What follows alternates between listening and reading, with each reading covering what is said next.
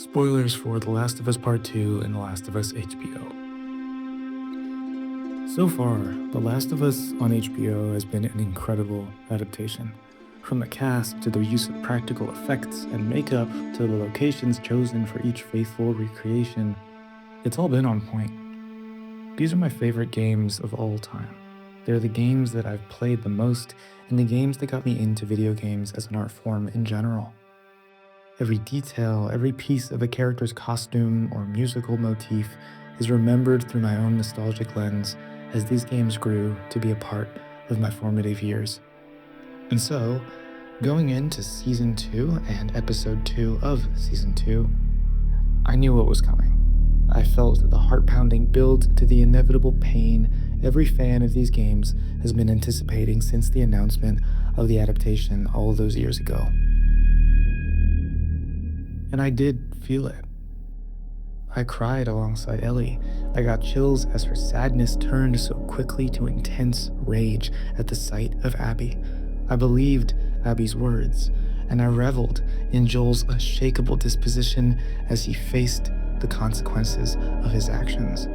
The actions he doesn't regret. And yet, at the most pivotal moment of death, something felt off.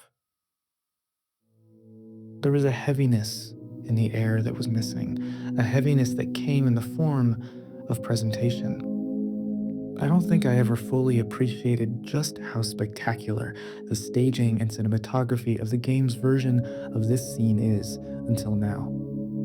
What was always at the forefront of my mind was the tremendous sadness and sense of disgust the whole thing created within me. Whether it was the original reveal or the later cut back to Abby's perspective that we see much further on in the game, visiting this darkened basement felt like visiting a place in hell. The colors are cold, the atmosphere is grim, the slight bit of light peeking through the windows is thickly diluted and opaque, and everyone's face has this sickly green tint. The only bit of color that breaks up this analogous scheme is blood. To me, the primary misstep the show's adaptation made here is the scene's setting and lighting. Instead of the cabin's basement, this scene takes place upstairs, where the WLF slept. This exact spot is also seen in the game and is recreated immaculately by the set design team. But the tone this specific space gives off is so vastly different from the floor below. It's almost cozy. There's a beautiful window that frames Wyoming's harsh winter and gives you a view of Jackson. And a fire is even heard in the corner. The feeling that we've been cornered, that there's truly no way out of this moment, feels less present because of these visual choices, but also because of the scene's direction and blocking. In the game, this sense of dread is greatly enhanced by the choice to show the establishment of this scene in one long take. As we enter the basement after outrunning a horde of infected with Joel and Tommy, we stay with Abby and follow her as her mind races through their options. We feel the dissonance between her realization that this is the moment she's been waiting for years, and Tommy and Joel's complete lack of awareness. As we continue this one take, panning from Abby's aside with Owen to quick pleasantries between Tommy and the rest of the group, we can feel a sense of tension continue to build. As we continue to pan around and orbit these characters, Joel introduces himself. And as the realization sets in for all of Abby's crew, we see them stiffen, and we notice that he is completely surrounded. This small room reveals that any prior chance he had to escape is already gone. There's no turning back.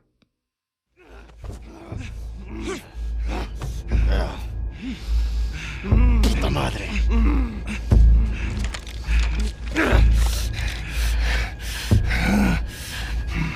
Joel Miller.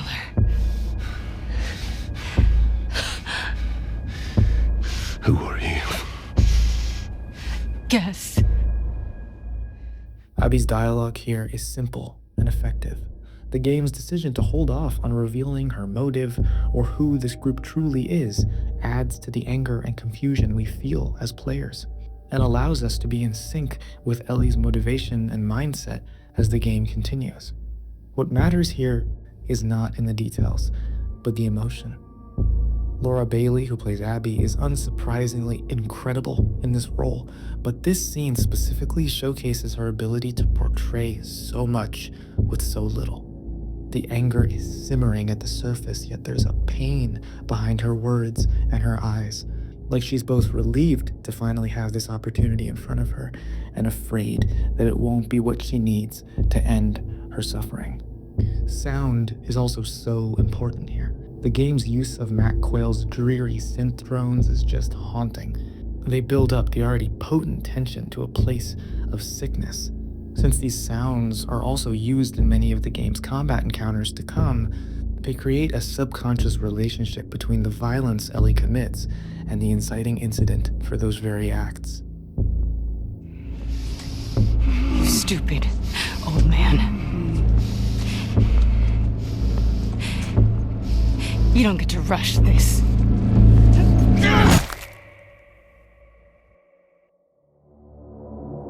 We may have followed the scene's beginning as Abby, but now is when we really feel it as Ellie. She matches our rage and struggles to find the strength to overcome those who are surrounding her and pinning her against the floor, but it's no use. There's such an important choice that's being made here. We stay with Ellie through it all. We feel her pain, hear her beg and rage in one breath, and feel the rest of the world melt away as it happens. Very few cuts or reaction shots to the other characters, just the girl we've known since she was 14, losing herself in this sea of pain. It's also worth noting the role that this moment has within the rest of the game's narrative. The Last of Us Part 2 plays liberally with the use of flashbacks to showcase a character's current emotional state.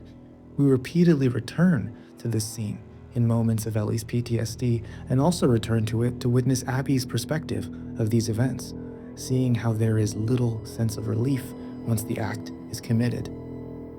The intense visual of this scene lends itself to being impactful and jarring in those brief flashes, showing just how dark this moment was for everyone involved, even Abby.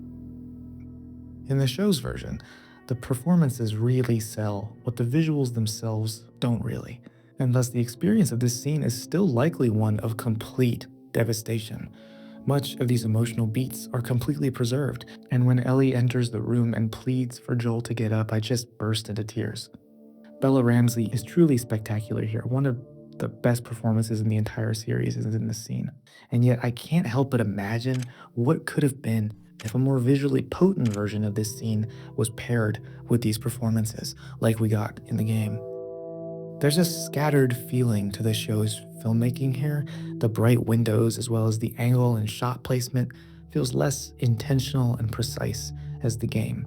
The room is quite open and wide, and you lose that sense of tension and claustrophobia that the one-take style of filmmaking also adds to within the game's version. It feels as though we aren't confidently being told where to look or from whose perspective these moments are from.